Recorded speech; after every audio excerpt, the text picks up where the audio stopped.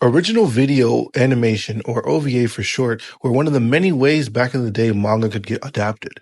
They would be very short, usually between 3 to 6 episodes, with high quality animation. Some people would even argue movie quality animation at certain times.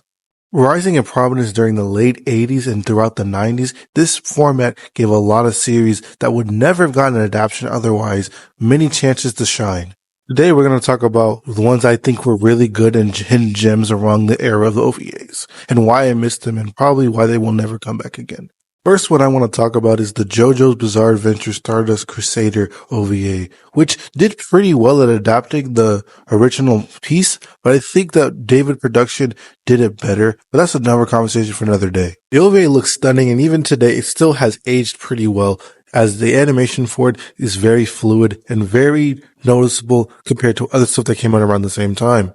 The series opted to skip the first 2 parts, something that a lot of fans today would say that you could do. I don't agree, but still, it adapts Stardust Crusader pretty well, having several episodes based on the certain arcs. This OVA is mostly remembered due to the fact that it adapted one of the most famous mangas of all time. Here's a personal favorite of mine just because how weird it is. It's called My Dear Marie, about a man basically cloning this crush into a robot body. It is a weird series, but I think it's really charming as the characters are very cute and the story goes by really fast as the OVA is only 3 episodes, so you meet some characters, but it's not super long. Overall, it's a solid adaptation of the series and the manga because the manga is 10 volumes, so they couldn't adapt everything, but if you give it a chance, you might like it and even search out for the manga because the manga is really good in my opinion. Another reason why OVAs became really popular was the fact that they weren't broadcasted for TV normally, meaning they could get away with a lot more things such as nudity and profanity. I can't talk about OVAs without mentioning one of the most popular, if not the most popular OVAs of all time, Fooly Cooly. Coming out during the early 2000s and during the first era of Toonami, the series would rise in popularity thanks to its amazing animation and darker themes. The themes of growing up and puberty being something that you wouldn't see much from animation here in the West at the time. Arguably Gainax's best, this series is a must watch for anybody that wants to get into anime as it's a really good start to getting into it. Giant Robo was another really popular one that many people will know and possibly remember thanks to the female main character being especially really popular here in the West and in Japan. The series is about the secret society known as Big Fire scheming to conquer the world, and about a young boy that manages to be able to control the Giant Robo. The series also emphasized one of the biggest problems during the OVA era, or why OVAs were really hard to market, as it took many years for them to come out. This series started in 1992 and wouldn't finish until 1998, only having 7 episodes. The animation was worth it for a lot of these shows, but at the end of the day, I don't think many people wanted to wait 7 years for a whole series to finish.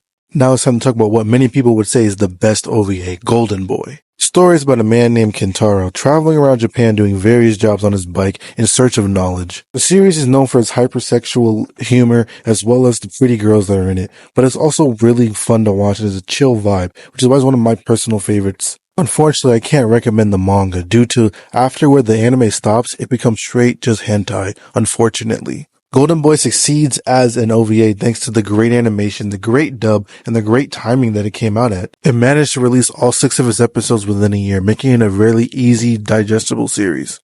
OVAs were really popular back in this day, but the reason why a lot of them didn't succeed is because of either A, they weren't really attached to any popular mangas, B, they didn't last very long either because it took forever for an episode to come out, or C, the animation costs didn't really benefit the studios that worked on these. Another thing that killed OVAs was the special OVAs that are attached to popular mangas and animes, making them far easier to sell than series that people never heard of. And today, OVA animation probably isn't as impressive thanks to series like Demon Slayer and Jujutsu Kaisen pushing what it means for TV animation. Both of those series have really changed what people think is good animation for TV, especially Demon Slayer with this past season as well as Jujutsu Kaisen.